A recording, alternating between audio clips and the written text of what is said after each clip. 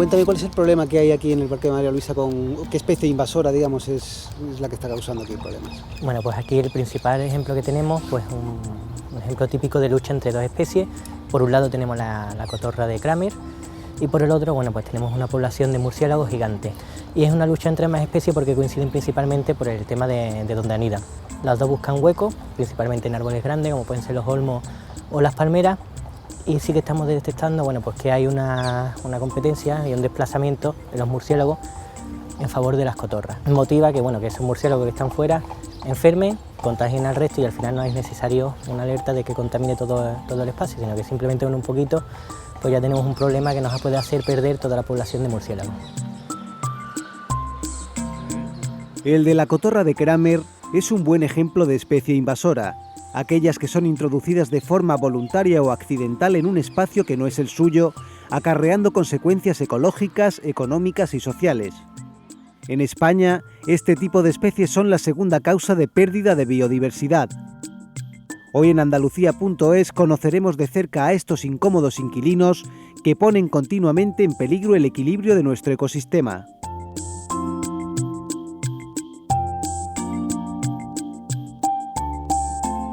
Hay todo tipo de plantas, animales. En España, por ejemplo, tenemos el problema aquí en Andalucía del cangrejo rojo en las marismas, que se introdujo como una posibilidad de una granja para el tema de alimentación, se escaparon y son un problema para los cultivos de arroz en el control del agua.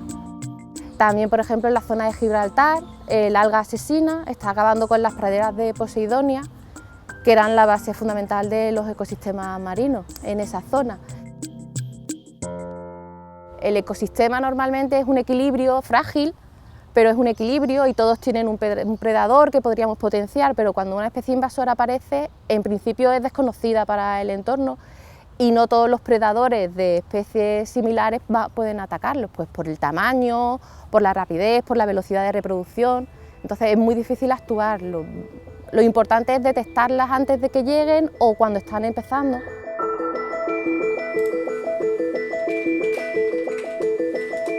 Es en este punto donde el consultor ambiental y exalumno de la Universidad Pablo de Olavide, Iván Lobato, ha dado con la clave, al desarrollar el que ha denominado como método de la matriz Gago, una herramienta de detección temprana de este tipo de especies que permite catalogarlas y decidir si es necesaria la actuación.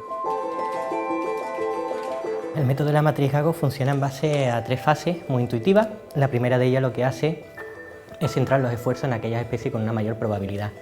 De manera que, bueno, que lo que hacemos es coger las especies nativas con las que son susceptibles de ser exóticas, las cruzamos en función de unas variables, las que son una competición negativa para las nativas son las que me interesa, donde yo centraría mi foco de atención, las llevaría a la segunda fase, que es el análisis de vulnerabilidad e invasividad. Tenemos unas características de la especie y en función de las estadísticas de las invasiones precedentes, pues tenemos un valor de riesgo por encima o por debajo. ¿Que está por encima de un umbral? Pues tenemos una especie que catalogaríamos como invasora. Y a partir de ahí, bueno, pues lo que queda es decidir si actuamos o no, que en este caso, bueno, pues aplicaríamos una fórmula donde valoramos el riesgo, los daños, sobre qué sectores recaen esos daños, ¿no? El campo de mercado que tiene esta herramienta, pues tanto administraciones públicas como empresas que se quieran dedicar a, bueno, a mejorar la calidad ambiental del entorno. Antes era más complicado. En realidad, al no existir un método, al no existir una herramienta de trabajo, lo que había era mucha información. Es decir, trabajar con mucha información siempre es más lento, siempre es más subjetivo y siempre es más pues, difícil.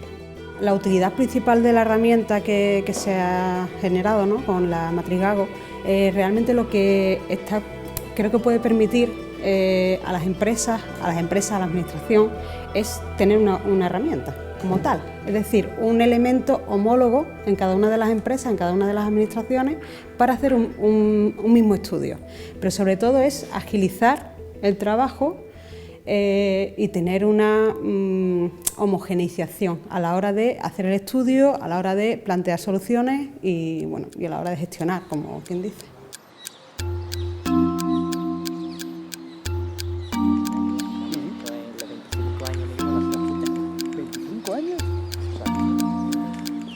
¿Qué utilidad tendría entonces la herramienta que has desarrollado tú en un caso como este? Bueno, pues esto nos permite actuar desde ya. Si en el momento que detectamos la primera invasión, el primer ejemplar de cotorra, estamos capacitados para decidir si es una especie catalogable como invasora y actuar o no según de las recomendaciones que nos dé el método. ¿Con ello qué evitamos? Bueno, pues en este caso concreto, imaginemos que es una especie comercial.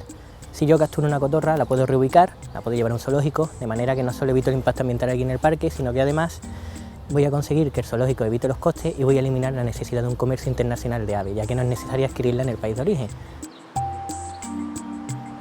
Sí existe legislación que el SEPRONA es el encargado de vigilarlo, tanto para proteger las especies autóctonas como para evitar que se introduzcan otras y que puedan llegar a ser un problema.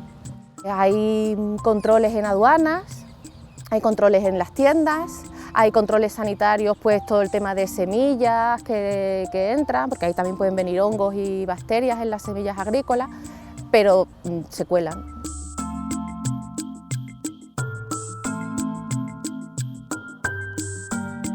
La finalidad es hacer primero la base de datos de cada espacio natural, de manera que bueno, en ese momento, cuando yo detectara una especie, ya directamente me iría a mi listado, ya tengo las bases de datos preparadas, la introduzco y directamente el ordenador me da ya el valor de si es catalogada y de si tengo que actuar o no.